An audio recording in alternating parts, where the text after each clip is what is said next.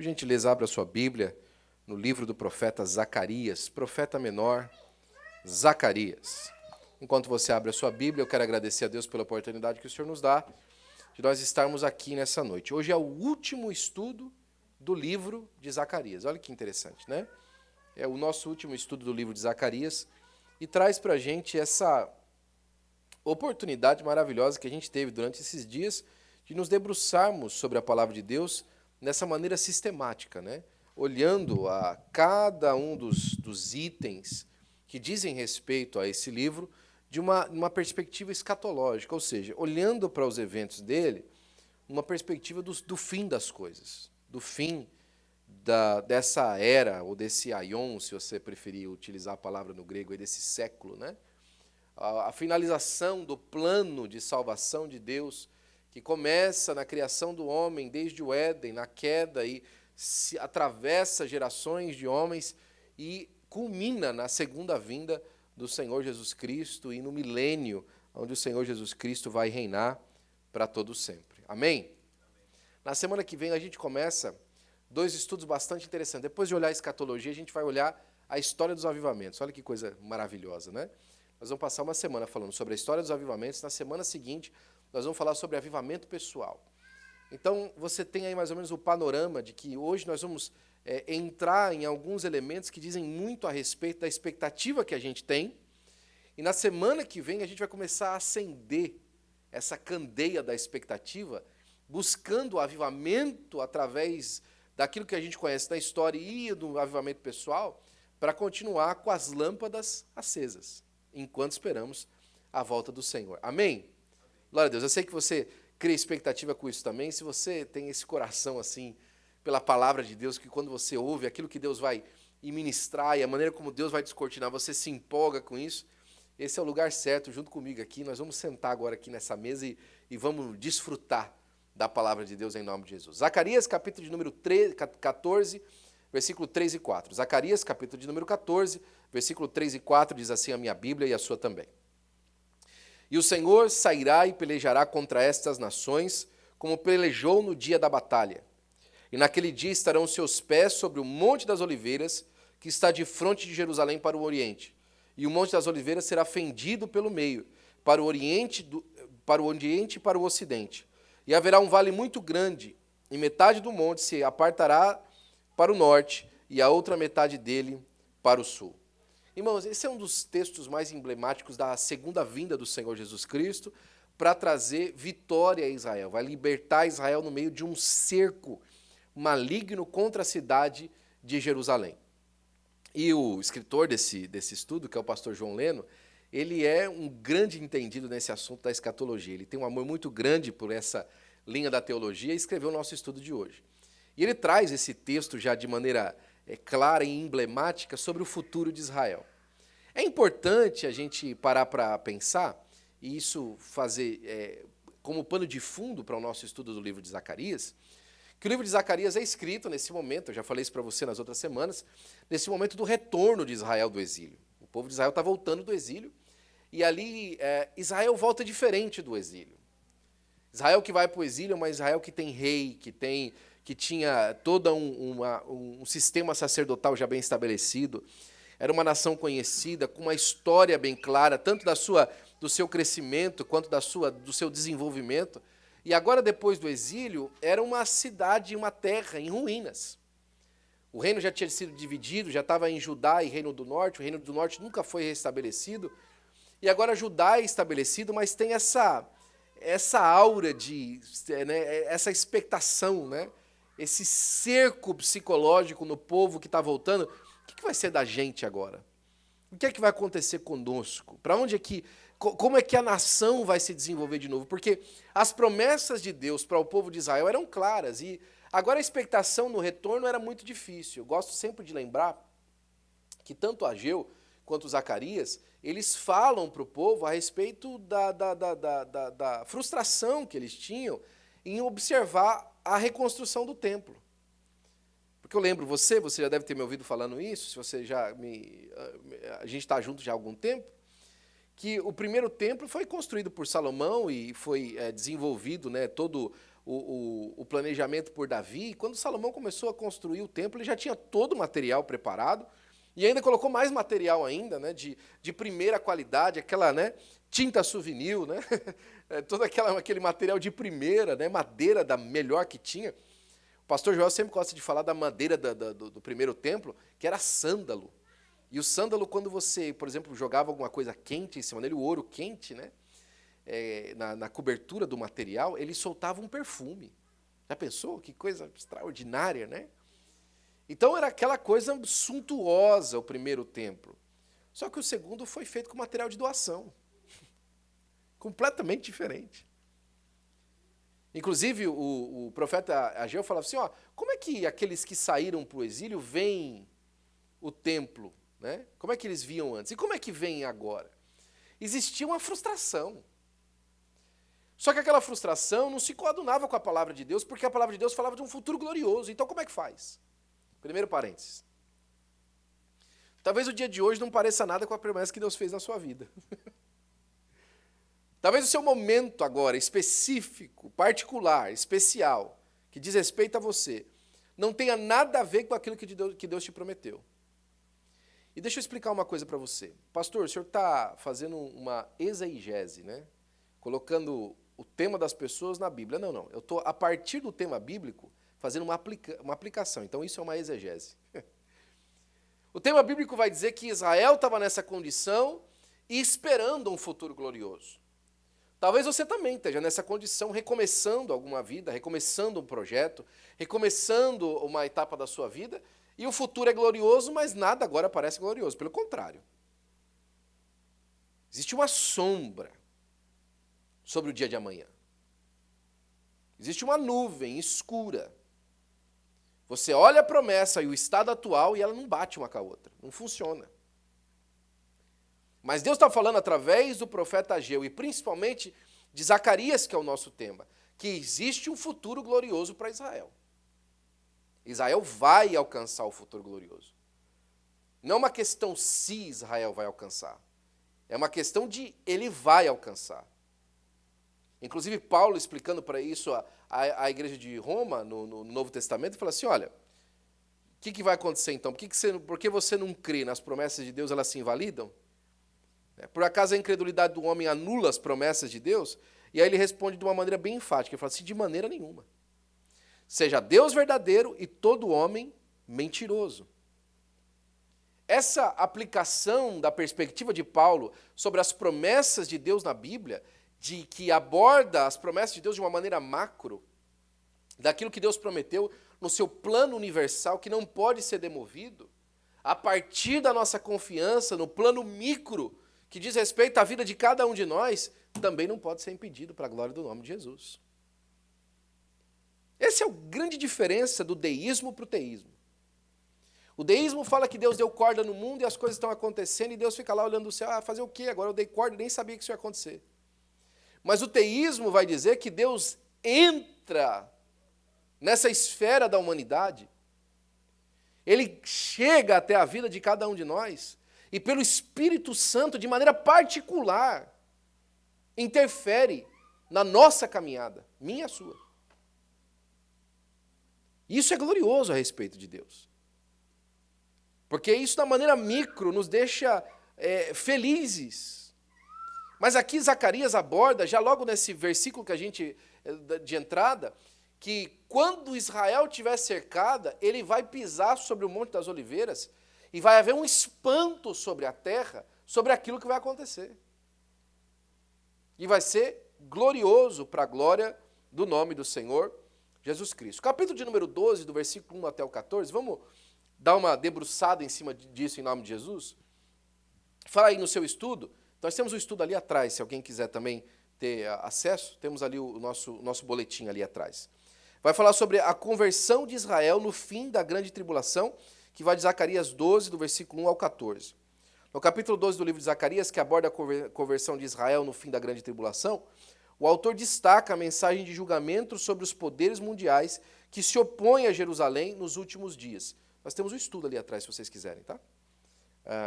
No capítulo do versículo 1, é mencionado que Deus reafirma a sua soberania sobre o mundo e deixa claro que é ele quem está falando, né? É o último estudo aí de Escatologia 4, livro de Zacarias, número 4. Tem um de número 3 aí atrás e também tem um de número 4. No versículo 2, Jerusalém é descrita como um cálice de tontear para as nações inimigas, simbolizando a ira de Deus. No versículo 3, Jerusalém não só será como um cálice, como bebida forte que atordoa, mas será como uma pedra pesada, que quem tentar levantar vai se machucar. Olha só. Ao mesmo tempo, Deus descreve Israel, Jerusalém no caso aqui, né, como uma terra cercada, uma terra que está sendo perseguida, mas está dizendo que a perseguição que vai vir sobre ela vai causar um problema para quem a perseguiu. Tem gente que se engana com a pequenez. Esse é um grande problema da experiência humana. A nossa querida irmã Esther, filha do pastor Eglai, ela tem uma frase que eu gosto muito. De vez em quando a gente ouve ela falando. Ela fala assim, se gente fosse gente mesmo, gente não fazia com gente o que gente faz. Porque por diversas vezes, gente considera gente menor do que gente é. E aqui Deus está mostrando, através de Jerusalém, que essa expectação por Jerusalém está cercada, Jerusalém está impotente, Jerusalém não consegue, Jerusalém não pode alcançar por si mesma contra todas as nações da terra. Vai ser o grande mistake da humanidade. A humanidade abjeta a Deus, a humanidade contra Deus, a humanidade que odeia as coisas de Deus. Vai ser o grande mistake. Porque elas vão olhar para Jerusalém e falar assim, e agora, o que Jerusalém pode fazer? E esse é um instante anterior à destruição total. Um instante anterior à destruição total é a certeza absoluta da derrota inimiga, no caso de Jerusalém. Olha que coisa extraordinária. Eles estão cercando Jerusalém, existe um ar de já ganhei, e esse é o instante final que marca a derrota do povo que está contra Jerusalém. É mais ou menos o que acontece com Cristo crucificado. O instante final que marca a derrota de Cristo, a aparente derrota de Cristo, deixa eu colocar isso aqui para que ninguém faça um corte no vídeo e depois pegue só essa parte. A aparente derrota de Cristo, naquele momento onde tetelestai, está consumado, que ele morre, que agora é colocado no sepulcro, que os discípulos estão dentro de casa com medo dos judeus, é o momento final da certeza de derrota que marca justamente a vitória absoluta. E mais uma vez eu faço parênteses, quantos de nós já não andamos com a mente assim, meu Deus do céu, é agora? Não, acabou as opções. Acabaram-se os mancebos, que nem diz o Samuel, né? Acabou. Eu vim aqui, eu estou passando vergonha. Deus mandou vir aqui ungir o rei e eu passei vergonha. Foi o primeiro, o segundo, o terceiro, o quarto, o quinto, o sexto, o sétimo e nada. Eu passei vergonha. Acabaram-se os mancebos. Não tem mais quem. Não tem mais por que estar aqui. Talvez Samuel pensou, estou ficando gagá mesmo, né? Poxa vida, eu era tão bom para ouvir a voz de Deus e agora estou aqui na casa desse homem. Talvez o Espírito de Deus falou no coração dele, a Bíblia não nos diz, a Bíblia só não diz que o Espírito de Deus falou para ele que ele estava enganado sobre quem eram aqueles homens, que tinham passado já os filhos. Né? Você olha a aparência, olha o que tem o coração. Talvez foi uma percepção da própria humanidade de Samuel, a Bíblia não deixa claro. O que a Bíblia deixa claro é que Samuel pergunta para Jessé, né? Escuta, acabou os meninos? Você não tem mais um aí não? Porque não é nenhum desses, né? E talvez, deixa eu aqui, né, arranjar, talvez existe realmente uma perplexidade em Samuel. Humana, absolutamente humana. Talvez seja isso. De olhar a circunstância e falar assim, o que eu vim fazer aqui? Deus me mandou vir aqui. Deus me trouxe a esse lugar. Deus me deu estratégia, inclusive, para, se alguém achasse ruim, o que eu tinha para falar, eu fui lá sacrificar. Toda a estratégia já estava delineada por Deus. Mas eu chego aqui e não tem mancebo. Acabaram-se o mancebo? Falta o menor ainda. A aparente vergonha se torna na unção do segundo rei mais importante de Israel. Que até então, eu concordo com você, quem sabe? Samuel não passou pela mesma vergonha por alguns anos. A mesma vergonha de Abraão. Senhor, Abraão, eu vou te dar um filho. E os anos passam e nada de filho chegar. E a mesma coisa, talvez, com Samuel. Unge Davi e o tempo passa e a coisa não acontece. Davi se torna um herói, mas o reino, muito tempo depois. E esses aparentes momentos de perseguição e derrota, eles às vezes ofuscam mais uma vez aquilo que Deus está para fazer. Mas aí Deus está falando assim, olha, vai tentar levantar essa pedra que é Jerusalém, como se levanta uma pedra para retirar. Só que a pedra vai estar pesada demais, vai cair sobre eles. Eles acham que tem força suficiente para remover essa pedra, mas essa pedra foi estabelecida por Deus para a glória do nome do Senhor Jesus Cristo. Mas essa é uma pedra que Deus colocou. Ela faz alusão àquela pedra de tropeço, mas foi colocada como pedra de esquina. E não pode ser removida. Que todos que a usam como pedra de esquina conseguem estabelecer, mas aqueles que usam como pedra de tropeço não podem mais fazer nada, porque ela está no meio do caminho. Para a glória do nome do Senhor Jesus Cristo. No versículo de número 7, é dito que Deus dará vitória mesmo nas áreas mais afastadas e com menos defesas. Para todos que reconhecem o livramento veio de Deus, não há força humana. E não da força humana. No versículo 8 e 9, é destacado que até o mais fraco de Jerusalém se sentirá forte e confiante para lutar, pois o Senhor será a sua força. O texto da Almeida Revista e Corrigida fala assim, aquele que tropeça se sentirá como Davi. E a casa de Davi se sentirá como Deus. Da confiança que vai crescer no coração. Deixa eu falar uma coisa para você.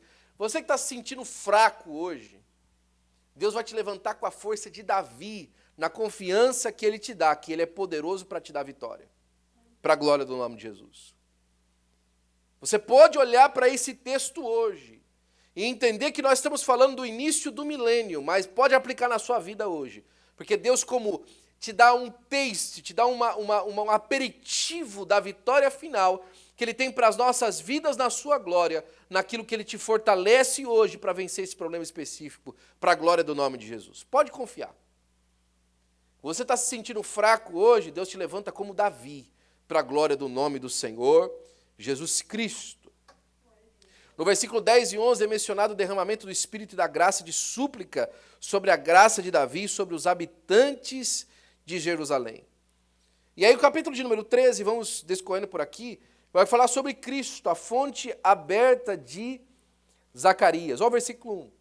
Naquele dia haverá uma fonte aberta para a casa de Davi e para os habitantes de Jerusalém, para remover o pecado e a impureza.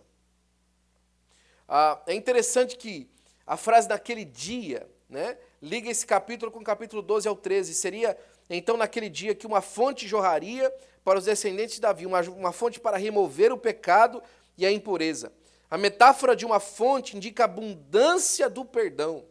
Conforme podemos ver em Jeremias 2 e 13, Deus chamou a si mesmo de um manancial de águas vivas. Basicamente, encontramos a abundância de perdão em Jesus e pelo Espírito de Deus. Então, cumprir-se-ão os objetivos determinados na descrição das 70 semanas citadas por Daniel, né? Que vai ali, os versos 2 e 6 mostram os efeitos da purificação, sendo eles de maior resultado a eliminação da idolatria e dos falsos profetas. Aí o capítulo de número 13 começa falando que agora essa fonte aberta vai começar a jorrar perdão no coração e vai tirar dos olhos de Jerusalém os falsos ídolos. Sabe o que está falando para nós hoje? Que a gente pode entender como um ato que Deus nos mostra hoje para que a gente entenda a profecia, é que quando você se aproximar de Deus e você perceber que a sua incredulidade por tanto tempo o afastou de Deus, que você perceber que os seus próprios planos te afastaram de Deus por tanto tempo, e você perceber que Deus vai te dar vitória, não porque você fez alguma coisa, mas porque Deus agora está te tratando com misericórdia e está te dando perdão, você vai falar assim, tira da frente todos os ídolos que eu tive até hoje. Remova todas as expectativas que eu alcancei no meu próprio braço, ou então num plano extraordinário que eu tive, ou então numa maneira de organizar a minha vida. Tira isso tudo da frente, foi o Senhor. Não foi meu braço, não foi a minha mão, não foi as defesas de Jerusalém, não foi a estratégia de guerra, não, foi o Senhor. Foi Ele. Foi Ele que estendeu a mão, foi Ele que ajudou, foi Ele que me levantou, foi Ele que foi meu braço de força, foi Ele que foi meu escudo. Retire todos os ídolos e os falsos profetas. Aqueles que me davam, olha, faz assim, olha, o Senhor está me mostrando isso, tira tudo da frente. É o Senhor quem ganha a batalha para Israel. Eu gosto sempre de lembrar a igreja que as maiores guerras de Israel até hoje, e vai ser no final também, Israel não entrou com um exército. Eu uso até às vezes de uma maneira mais cômica de falar disso, né? Que na fuga de Israel, de Faraó, nenhuma cusparada eles deram em Faraó. Nenhuma pedra, nenhum traque eles jogaram no Faraó. Absolutamente Deus deu vitória, do início ao fim. Derrubando todas as expectativas. O grande Moisés, o grande general militar, teve que chegar no final e cantar um hino, virou cantor. O general virou cantor. Eu não tinha mais o que fazer, mudou de profissão. Não, vou fazer o quê? Eu vou me atrever a falar de guerra com Jeová? Não tenho nem condição. Eu não tenho como me atrever a falar de qualquer assunto com ele. Eu conto esse testemunho só para exemplificar mais uma vez, nós já vamos passar para frente. Certa vez eu estava mexendo num equipamento de vídeo, um equipamento high-tech para a nossa época, que a gente tinha na nossa igreja. E eu fui fazer uma manutenção.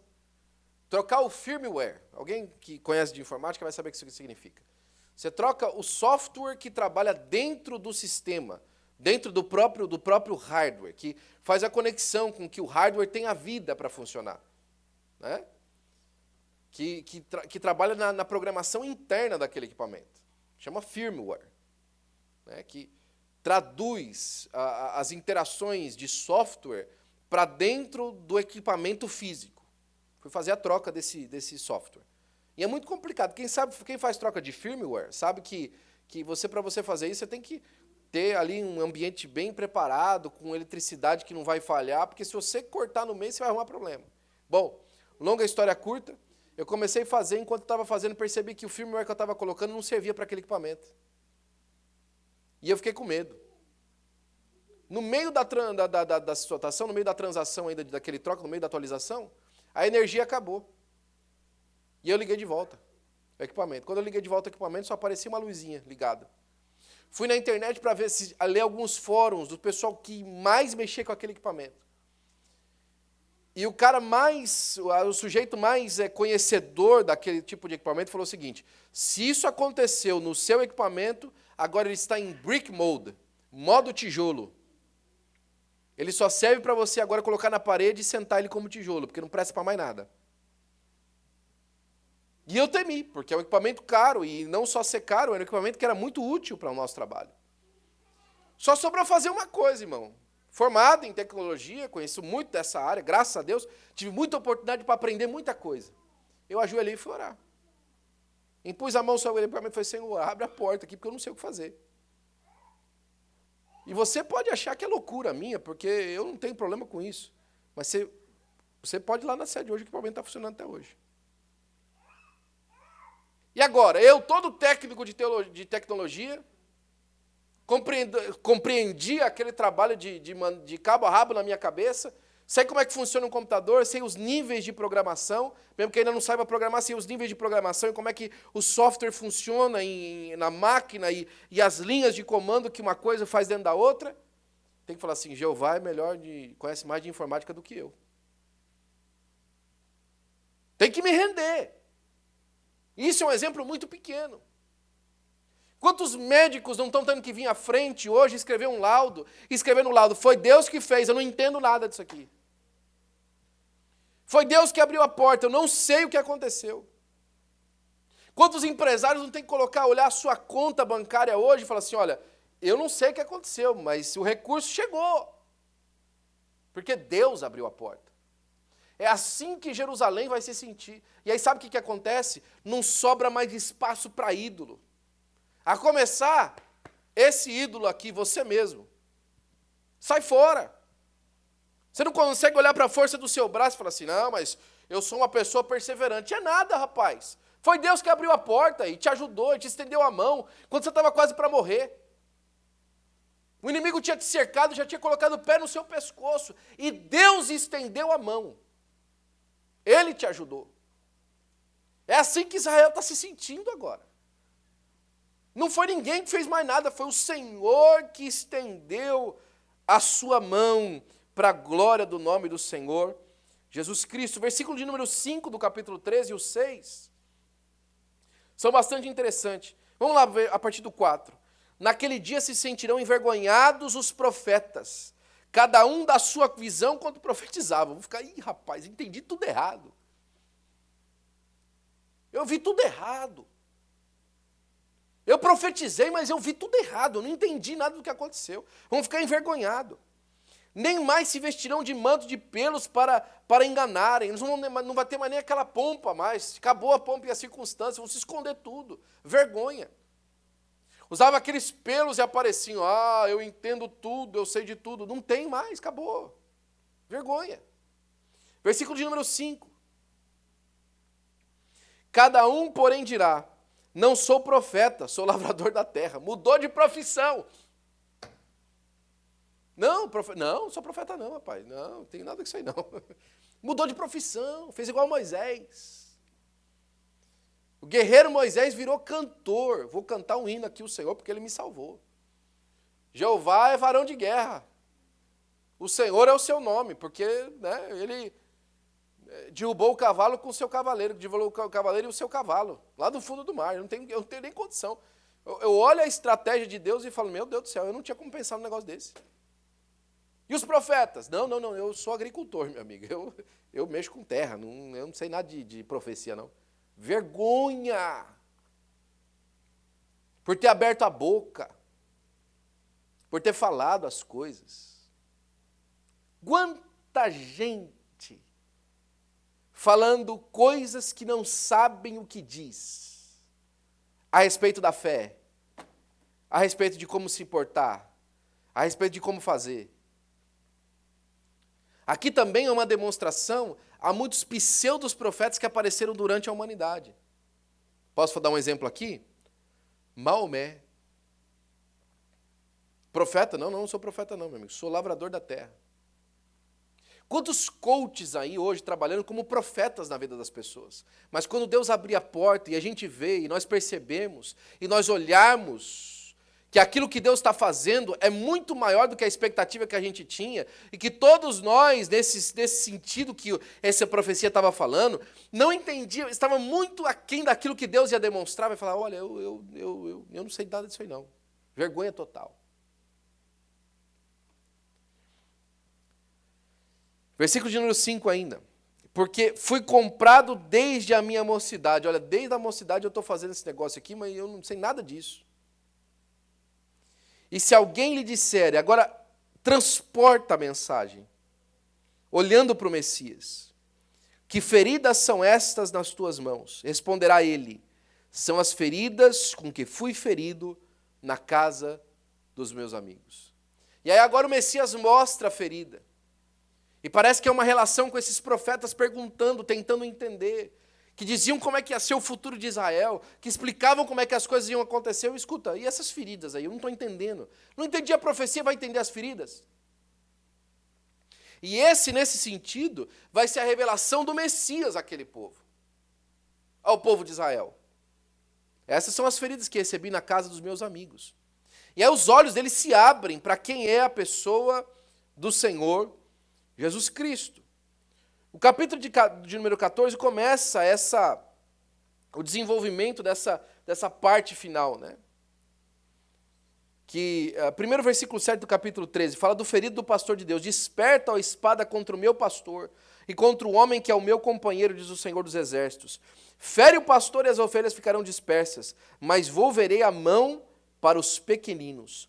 Em toda a terra, diz o Senhor, 2/3 delas serão eliminados, e perecerão, mas a terceira parte restará nela. Farei passar a terceira parte pelo fogo, e a purificarei como purifica a prata, e provarei como se prova o ouro, e ela invocará o meu nome, e eu a ouvirei e direi, é o meu povo, e ela dirá, o Senhor é o meu Deus. Por conta do Messias ter sido ferido, Deus vem contra a terra com grande juízo.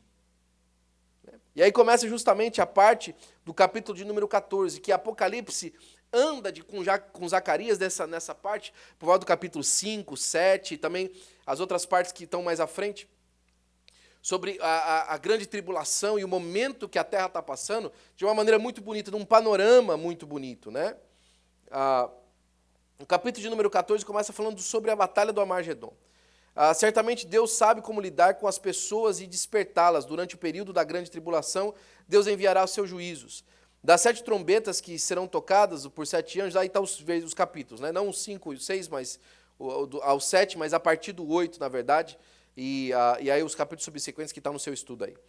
6 vão executar juízo sobre a terra, através das catástrofes e eventos sobrenaturais. Deus amolecerá o coração dos judeus, despertando também para os demais habitantes da terra.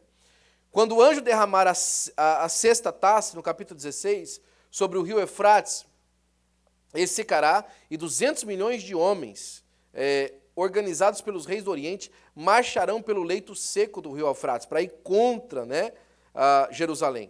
Mas a astúcia de Satanás enganará esses reis e subirão pelo Eufrates para combater o anticristo, que estará cercado em Jerusalém com seu poderoso exército. Toda a terra santa estará tomada por exércitos confederados que mais uma vez buscarão o fim de Israel. No engano, esses reis do Oriente se aliarão ao exército do anticristo e pelejarão contra a nação de Israel, que mesmo amelhando alguns aliados, não será suficiente para vencer a guerra. Jerusalém não tem como vencer a guerra sem a ajuda de Deus.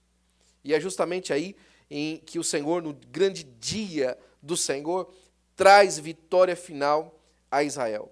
O capítulo de número 14, a partir do versículo 16, eu quero gastar a parte final do nosso estudo, justamente nessa parte do milênio. Fala que nós estamos no entanto, o tempo da ilusão está esgotando rapidamente. Se realmente nós estamos nos últimos tempos, ou na consumação dos séculos, como muitos mestres em profecia acreditam, podemos estar a 1 década ou menos do período glorioso que o mundo já viu desde o Jardim do Éden. Falta muito pouco, irmão, para Jesus voltar. Quando nós abrimos as profecias lá do capítulo 24 do livro de Mateus, se você puder ir abrir rapidamente comigo, Mateus capítulo de número 24.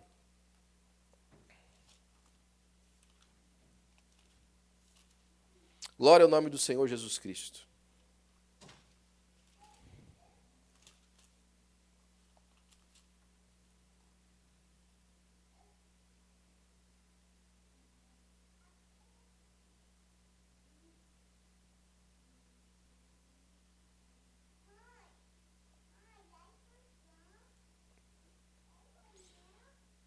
Olha só, a partir do versículo 4. Vede que ninguém vos engane, porque virão muitos em meu nome dizendo, eu sou Cristo, e enganarão a muitos. E certamente ouvireis falar de guerras e de rumores de guerras. Vede, não vos assusteis, porque é necessário que isso aconteça, mas ainda não é o fim. Porquanto se levantará nação contra nação e reino contra reino, e haverá fomes e terremotos em vários lugares. Porém, tudo isso é o princípio das dores. Então sereis atribulados e vos matarão, e sereis odiados de todas as nações por causa do meu nome. Nesse tempo muitos vão se escandalizar, trair e odiar uns aos outros. Levantar-se-ão muitos falsos profetas e enganarão a muitos. E por multiplicar a iniquidade, o amor de muitos se esfriará. Aquele, porém, que perseverar até o fim, será salvo. E será pregado este evangelho do reino por todo o mundo, para o testemunho de todas as nações. Então virá o fim. Né? Inclusive, existe uma expressão que a Bíblia usa sobre os poderes dos céus serão abalados e haverá sinais nos céus. Você tem ouvido nos últimos dias de sinais nos céus. E os homens estão falando de coisas aí nos céus e sinais nos céus. Isso é o tempo do fim. O Senhor Jesus Cristo está voltando. Nós estamos muito próximos de ouvir o som da trombeta de Deus e a voz do arcanjo, e para sempre estarmos com o Senhor. Não há mais tempo para brincar. Não há mais tempo para fazer expectações a respeito das galáxias. É tempo de arrependimento. É tempo de joelho no chão, de cara no pó, de avivamento, de buscar as almas, para que elas sejam salvas através do Evangelho do Senhor Jesus Cristo. Porque existem algumas características desse milênio. Alguns não acreditam no milênio. Alguns falam que o milênio não é literal, ele é um período de iluminação humana. Os homens vão estar com a sua mente iluminada, e esse é o milênio. O milênio não é esse. O milênio é o Senhor Jesus Cristo reinando sobre a terra. Existem algumas características do milênio. A primeira delas é paz abundante. Olha o versículo 14, o capítulo 14, versículo 9 do livro de Zacarias. Naquele dia, um só será o Senhor, e um só será o seu nome. Naquele dia não vai mais ter confusão quem é Deus. Haverá paz abundante. É nesse período que a Bíblia fala que o leão e o cordeiro vão pastar juntos. O fim da ferocidade da natureza contra o homem. Já pensou, meu amigo? O pecado causa hostilidade. O cheiro do pecado em nós, a conduta do pecado em nós, causa hostilidade nos animais. Mas naquele dia, por conta que o pecado vai ser extirpado, o leão vai voltar a comer grama. Vai pastar junto com o cordeiro. Não vai haver ferocidade. Porque o Senhor vai dar esse ambiente de paz. Não é aquela paz circunstancial. Não é a paz do Espírito, é a paz efetiva. É a paz perene. É a paz completa. Naquele dia haverá paz para todo sempre. Haverá justiça para todos. Meu Deus do céu, é tão difícil hoje. Alguns dias atrás um irmão me contava que ele foi preso injustamente, passou 7 meses na cadeia, porque disseram que ele fez um assalto, que ele não fez. E ele demorou 7 meses para conseguir provar, inclusive contra a vontade do seu próprio advogado. O próprio advogado não acreditava nele. E ele lutou para provar que ele era inocente. Mas naquele dia, haverá justiça para todos. Haverá uma justiça completa. A gente não vai depender de um prosecutor. A gente não vai depender de um promotor de justiça. Coisa mais absurda, uma das coisas mais absurdas que eu encontro nesse país, e eu gosto sempre de ser público a respeito disso, é o tal da promotoria de justiça americana. É um dos conceitos que não funciona. O sujeito ganha notoriedade e alcança notoriedade pelo número de pessoas que ele manda para a cadeia. Não é pelo número de casos que ele está correto, é pelo número de pessoas que ele manda para a cadeia. Pelo número de casos que ele começa o processo e termina o processo. Então ele aparece de autoridade, se ele conseguir fazer um pli com o sujeito, que aquele caso é fechado e tal, para ele funciona. Ele não está atrás da verdade. O promotor de justiça não quer justiça. Ele quer tirar da frente a papelada que chegou na sua mão para ele tratar. Que justiça é essa? Ele não está interessado no caso da pessoa. Ele não está interessado em trazer justiça para a vítima. Em ver se o acusado é culpado de verdade. Ele quer tirar da frente aquele material para ele ver o próximo, porque a sua projeção pessoal está em cima disso. Aonde? A promoção pessoal do Senhor Jesus Cristo, se é que eu posso falar nisso, está em servir a todos com justiça, sabendo até mesmo a intenção do coração. A intenção do coração. Justiça para todos. Ele ferirá a terra com vara da sua boca, e com o sopro dos seus lábios matará o ímpio. O ímpio não vai precisar de provar em corte que ele é culpado ou não. Aquele que sonda os corações sabe. Justiça para todos. O fim da iniquidade, o fim da malignidade. A grande fertilidade do gênero humano e moradia para todos, né? E nas ruas da cidade se encherão de meninos, e meninas nelas brincarão. Acabou a preocupação dos pais com as crianças. Acabou a preocupação dos casais em terem filhos. A terra se encherá de crianças. Vai haver um renovo absoluto da humanidade. Não só um renovo no sentido de renovo físico, mas um renovo de geração, no milênio. Alegria para as famílias, para as casas, né? Moradia para todos. Fala isso para Los Angeles. Oh, Jesus. 120 mil pessoas moram na rua nessa cidade. 120 mil. Nova York tem 100 mil morando na rua. A única diferença entre Nova York e Los Angeles é que Nova York tem 80 mil abrigos e 20 mil moram na rua mesmo. 80 mil abrigos em Nova York. E em Los Angeles tem 20 mil e 100 mil moram na rua. É um absurdo. É um absoluto absurdo. São os últimos números do próprio governo americano, que tudo isso de gente está na rua. E você vai em alguns lugares aqui na cidade, você acha que tem mais gente morando na rua do que isso. Há poucos dias atrás, não tem um ano isso, eu assisti a entrevista do xerife da cidade de Los Angeles. E ele falou que só nas estações de metrô dessa cidade moram 5 mil pessoas. Fruto do quê? Da ganância desenfreada. Porque tem pessoas morando com casas aqui de 3, 4 acres. Propriedades absolutamente gigantescas. Milhões e milhões de dólares. E o sujeito mora na rua, às vezes trabalha e não consegue pagar o aluguel. Mas vem um reino de justiça aí. Está vindo, está chegando. E vai ter moradia para todo mundo, vai ter lugar para todo mundo morar.